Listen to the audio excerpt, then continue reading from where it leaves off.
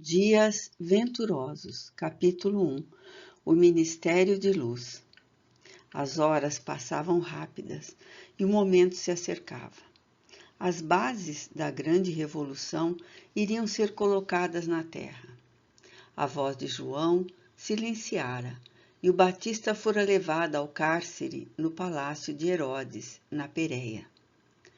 Parecia que a claridade meridiana, que por momentos iluminara Israel, apagara-se de repente. O pregador houvera dito muitas vezes que ele não era digno de retirar o pó das sandálias daquele que viria depois, o Messias. Ele somente acertava o caminho, corrigia as veredas para que os pés andarilhos do outro as percorressem aplainadas. O seu ministério encerrava-se a fim de que iniciasse o verdadeiro, aquele para cujo anúncio ele viera. O seu batismo era com água, simbolicamente limpando as imperfeições, essas mazelas que maculam a alma. Mas o do Senhor seria mediante as chamas do testemunho que as fazem arder interiormente. Aquele povo, sem conhecimento, mais aprimorado, ser-lhe-ia o grande desafio, porquanto os seus eram os interesses do cotidiano, do pão, da indumentária, das necessidades mais imediatas. Não obstante, por isso mesmo, havia sido eleito para participar do colossal banquete do reino de Deus. Em razão de sua ingenuidade, sua falta de astúcia, esse morbo que sempre caracteriza os ambiciosos. Aparentemente satisfeitos, eles encontrariam o líder que os conduziria até os confins do mundo. A Galiléia pertencia à tetrarquia de Herodes Antipas e suas terras abrangiam a grande área entre o Mediterrâneo e o mar ou lago de Genezaré, que lhe permitia clima temperado especial.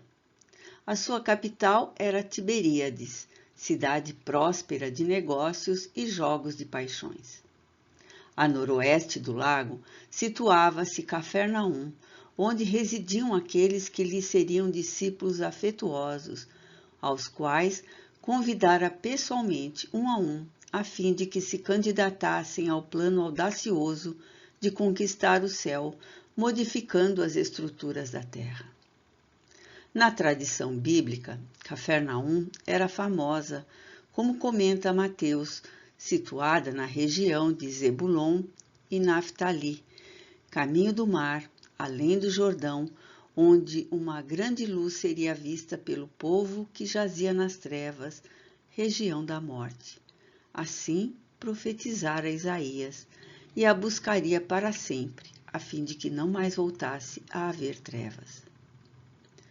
Foi dessa maneira que, encerrado o movimento que João iniciara em Betabara, Jesus deixou Nazaré, onde viviam os seus, e veio para a Galiléia, onde instalaria a sua base de ação. A sua voz começou a proclamar: Arrependei-vos, porque está próximo o reino dos céus. O arrependimento é o primeiro passo para a mudança do comportamento humano. Enquanto se está em conflito, sitiado pelo prazer e encharcado pelo gozo exaustivo, se experimenta grande alegria, que sempre é substituída pelo tédio, sem maiores aspirações. O apego às questões que agradam favorece mentirosa sensação de felicidade, cujo sabor é mais carregado de vinagre do que de licor.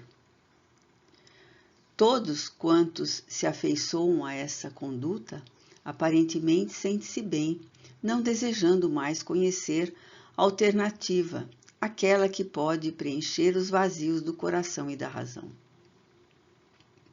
Desejando mudança real, faz-se indispensável a experiência renovadora que leva ao arrependimento dos hábitos doentios, até então cultivados a fim de prosseguir-se com equipamentos novos para a ação.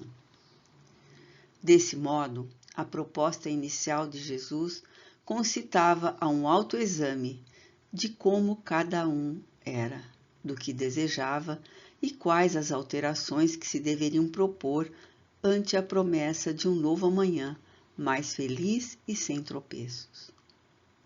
O israelita houvera sofrido muito através dos tempos. A escravidão que o povo penou, ora na Babilônia, ora no Egito, havia minado o caráter de quase todos os seus descendentes. A escravidão é ato de hediondez, porque não somente submete o ser humano à situação de alimária de carga, como lhe rouba a dignidade, destroçando a alma. O escravo da guerra perde a liberdade de movimentos e de ações, para depois ser privado da própria vida, que se verga à indiferença, à descrença, ao desrespeito por si mesma. O povo, desse modo, anelava por um Messias violento, que lhe restituísse o status perdido há muito tempo. O seu orgulho ancestral, aquele de pertencer a Deus, conforme as profecias, não podia ceder indefinidamente às conjunturas vergonhosas. Agora, sob a dominação romana, tinha novamente a sua liberdade tomada, o seu culto vigiado, os seus passos controlados. Quando Jesus deu início à sua pregação, era natural que a suspeita e o descrédito fizessem parte do comportamento de todos que o buscavam. Imediatistas necessitavam ver para crer. Apresentaram-se tantos falsos messias no passado que o povo se tornara armado contra os aventureiros que desejassem explorá-los em nome de Deus e utilizar-se da sua credulidade para retirar proveito e destaque. Seria por isso, certamente, que o mestre defrontaria sempre a dúvida soez e as hábeis ciladas dos fariseus, que, de alguma forma, eram os intelectuais do seu tempo, tentando dificultar-lhe o ministério. Incomparável conhecedor do ser humano e dos seus conflitos, por poder penetrar-lhe o imo com a visão profunda, mantinha-se paciente e benigno com frequência ante as propostas mais descabidas, desmascarando os hipócritas e orientando os que se encontravam aturdidos no turbilhão de si mesmos. Desse modo, após o primeiro anúncio, ele saiu a formar o seu colégio de aprendizes e colaboradores, convocando-os verbalmente. Ele, que os conhecia e sabia onde se encontravam. Aquele labor iniciara-se muito antes do momento em que tomava o corpo. Fora preparado com antecedência incomum, e os planos haviam sido elaborados de forma que ocorressem no tempo próprio. Mais de uma vez, espíritos perturbadores que o identificaram tentaram apresentá-lo, mas ele os proibia, porquanto ainda não se fazia chegado o seu momento, o da eterna claridade. Aqueles que receberam a invitação pareciam aguardá-lo e conhecê-lo a seu turno, embora não soubessem de onde, porquanto abandonaram as suas profissões, seus labores e famílias, e sem qualquer garantia aparente puseram-se a segui-lo. Ele era um verdadeiro pastor reunindo as ovelhas que o identificavam facilmente. Ninguém se lhe recusou a convocação, apesar de não saberem exatamente de que se tratava, nem para onde iriam a partir do momento da chamada. Assim mesmo, seguiram-no, quase sempre emocionados e confiantes. A música da esperança cantava na região da Galileia, a melodia abençoada, feita de saúde e de paz. Ele saiu com seus a percorrer as aldeias e cidades, à margem do mar, e a falar sobre o reino de Deus, modificando a partir dali os destinos de todos quantos lhe escutavam a voz. O seu ministério ficaria inesquecível, perpetuando-se na memória dos tempos futuros.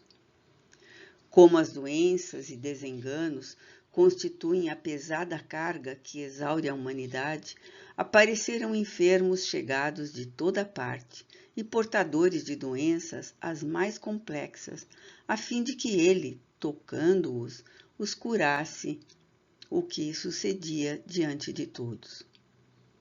As patologias graves da época podiam ser vistas no desfile das misérias orgânicas e morais que assinalavam a multidão que lhe seguia em pós.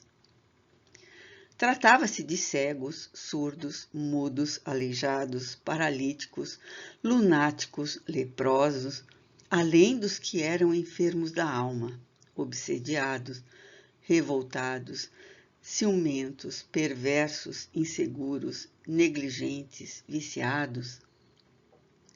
A todos ele atendia compassivamente, sem qualquer reclamação, sem apresentar cansaço, recomendando, porém, que não voltassem a pecar, a fim de que não lhe acontecesse nada de pior. Era assim que demonstrava ser o Filho de Deus, aquele que vinha modificar a terra, reunir os mansos e pacíficos, criar a nova sociedade, a fim de oferecer-lhes a plenitude, caso fossem fiéis até o fim.